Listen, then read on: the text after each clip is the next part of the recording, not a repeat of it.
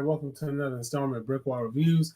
I'm Dave, and tonight I'm going to be talking about the movie Strays. It's the R-rated, don't take your kids, R-rated comedy about a group of dogs, one of which is played by Will Ferrell, who, and that particular dog played by Will Ferrell, discovers that he's been abandoned by his owner and decides he's going to go find his owner and get revenge. How is he going to get that revenge? Well, he's going to take something from him, and I ain't talking about money. I ain't talking about a car. I ain't talking about, I don't know, money, car, house. I ain't talking about precious jewelry. Well, actually, I am talking about precious jewels, but the one piece that sits before a man's precious jewels. That's right. He's going to take, that's right. Think about it. He's going to take that, what was often considered third leg, right? He's going to take that right off of the man.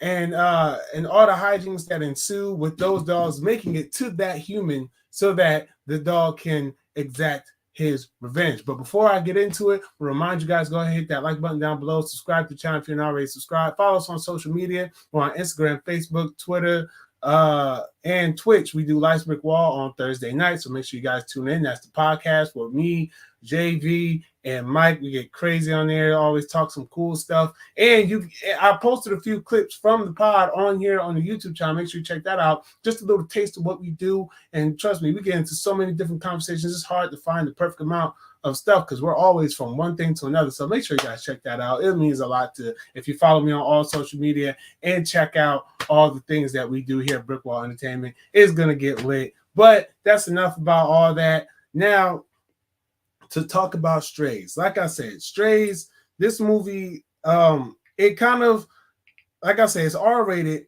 And off the bat, when I first saw the trailer, I was like, dang, this kind of reminds me of movies like Homeward Bound and stuff like that we had as kids, but now this is updated for us, as adults with the swearing and the sex jokes and all that.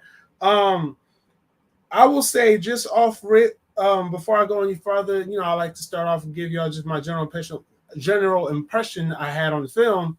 And I thought it was funny. Not as funny as I may have anticipated it being, but it was definitely funny. It was definitely a good time. I went with my dad, and he enjoyed it. He didn't even know what the movie was about. He was like, I thought this was a cartoon or something. He's like, I didn't know it was this. When they started swearing, I took me by surprise. So he was caught off guard, but he thoroughly enjoyed it. And there are some very, very funny parts in here. Although I will say that there are also, with all the funny jokes that are in here, there are also a lot of generic jokes like poop jokes and the things from a dog's perspective are always a lot different. However, they do have a couple clever jokes in there. Like there's one joke in there. It's where the dogs are talking about how they hump and have sex and stuff. It was like, so is it just called regular style for us? It's like, and if so, what's the human position? What do we call that? Do we call that human style? So it's stuff like that I thought was pretty funny. There's a lot of humor obviously is dialogue driven. So yeah, so it's really good that they got a lot of funny people in this. Who's in this movie? You didn't tell us who was in this movie. Well, I'm glad you asked. Jamie Foxx plays the secondary character, Bug. He's a I forgot what kind of dog he is, but he's funny. Bug is very funny in this movie. Will Ferrell plays Reggie, who was the main dog. Will Forte plays Doug, who is the abusive and neglectful and very, very mean owner of Reggie, former owner of Reggie. And that backstory is pretty funny, how he decided he wanted to start getting rid of Reggie. Mainly because he didn't even call Reggie, he called him shitbag. It was just because Doug was a piece of shit. I'm not even gonna hold you. Like, Doug was a big piece of shit. Like, he was like the worst person ever. And he got the dog. He ended up getting Reggie when he was in a relationship with this girl. But one day Reggie thought he was playing the game and bought Doug while Doug was sitting there with his girlfriend, bought in a pair of panties, and the girlfriend was like, "Those aren't mine. I know those aren't mine." Da, da, da, da. And she like broke up with him. Pretty much she called him cheating because of Doug. not because of Doug, because of Reggie. And Doug decided to keep Reggie as an act of spite towards the girl, because he knew that she loved that dog, so he decided to keep it and wouldn't let her have it and stuff like that. So it was just really weird. Like he's like miserable and so mean towards the dog. It's like, you didn't have to keep the dog. He's always trying to ban the dog. He's just a piece of shit. He's a piece of fuck shit. Doug is the worst. But Will Forte's performance is excellent. Because Will Forte, he's always playing like these weird ass roles sometimes. Isla Fisher as Maggie, who is another one of the dogs. She has a very strong sense of smell, and she gets a lot of very good lines. Randall Park plays Hunter, who rounds out the dog crew, the Strays crew rather. And Hunter's pretty funny. He's funny because like he's like I don't know my dog types like that, but he's big as hell. I'm not gonna say he's like a Great Dane. He's like one of the bigger dogs, right? And he he has a cone on his head. He used to be a dog that was trying to be for the police force, but he for some reason, I forgot why he said he didn't do it, but he ended up not doing it. So he wears a cone around his head because he's like really anxious about stuff. So it's like a comfort cone, and he has this like crazy sexual tension with the girl dog, Isla Fisher's character. I forgot that dog's name so quick. Maggie, he has like a weird, like they have like this weird sexual tension. He's like pretty much in love with her, and she likes him, but they're just not being like, straightforward about it with each other. And it's this part where they're like all howling, right? And Hunter's howl isn't a regular like all the other dogs are doing. He's like howling, howling.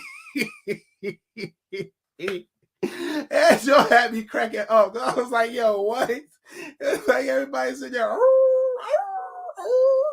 howling. Howling. I'm working on my howl. How is it? Like that joke was funny.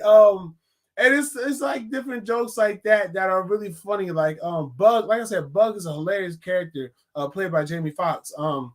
And like he got this thing, like he likes to hump couches, and there's like so many jokes behind that. And there's one part where like all the dogs, y'all probably seen this part of the trailer, like all the dogs are like humping something, and it's like Reggie is humping the gnome, and then like Bug is like, hey, yeah, call him, ask him who his daddy is, tell me his daddy. And he's like, oh wow, you're my son, nice to meet you.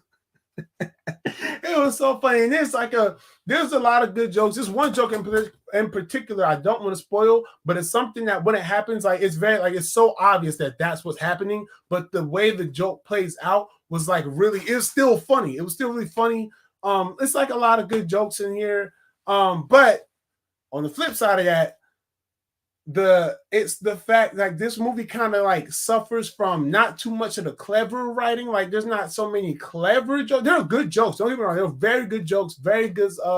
This movie has a very good sense of humor to me. Like I thought it was funny, but it's almost as if like I said, I expected it to be a bit more funny. I expected it to deliver a little more clever in the comedy department, especially considering that this movie is produced by Chris Lord and Phil Miller. No, Phil Lord and Chris Miller, who, if you guys don't know those names, they are the people who are behind, they're producers on the Spider-Verse movies. They were the directors of 21 Jump Street, 22 Jump Street, and the Lego movie. They and if you and Cloudy with a Chance of Meatballs. And if you've seen any of those four movies in particular, 21 Jump Street, 22 Jump Street, the Lego movie, or what was the last one I just said? Cloudy with a Chance of Meatballs, then you know that those movies are funny, really funny movies. And their sense of humor, their brand of comedy is really, really good. And so just coming into this knowing that, okay, Phil Lord and Chris Miller have something to do with this. This is going to be funny. This is going to have that sense of humor to it where it's going to be a really clever. And again, it did have clever. It had very clever jokes. Like the howling joke was funny. There was a joke with fireworks. There were just a lot of different good jokes in there. But it's like some of them didn't hit hard. You know what I'm saying? Like there wasn't like that real hard hitting joke. Like there were hard hitting, but it's like it's all every movie got that one. You know, and it has a but don't have the triple threat of laughing hard. But I mean, that's just a personal thing for me. Um, it's like movies like this, as good and as funny as and as subversive they are to the comedy genre, especially when it's something like, oh, this is something that would be a kids movie, but now it's an adult movie, because a lot of the adults who are watching that grew up on movies. Like I said, it's like these are the talking dog movies, like where they're mouse movies, they're talking stuff like that. We grew up on like Cats and Dogs, Homeward Bound, things like that. So seeing this for an art, like we grew up watching those movies, and so now we're adults and we're also seeing these movies, and it's catered more towards us. But and I guess kind of like the common downfall, what I'm getting at is the common downfall with movies like this is that they rely a lot on the fact that, oh, this type of movie doesn't usually say curse words, but hey, they're saying curse words. They're going to say fuck, fuck, fuck, shit, shit, shit, bitch, bitch, bitch. And a lot of the punchlines are going to be based around the fact that they can say fuck in a certain way, or they can say bitch a certain way, or they can say shit a certain way that's comedic in the sense of what they're saying. But it's like, but is the writing as clever? Like, is everything around it as clever? And that's where I was a little disappointed with this movie. It's like, as good and as funny as it is, it's like it could have pushed it a little bit more in the clever department instead of having that cushion of, oh, we can just swear. We're an R-rated thing that would usually not be R-rated. We can swear. You have to swear. It's what's funny. And, have to have vulgar sex jokes and things like that. However, to that credit, though, I will versus myself here. There is one particular joke with the dogs I will not spoil, but as gross and as not gross, because that's for me, that's overcomplicating it. But a lot of people say gross, but and as unexpected as it is, right? Because I'm sitting there, I'm like, but they're not gonna do it, right? And then I'm like, okay, but they're not gonna show.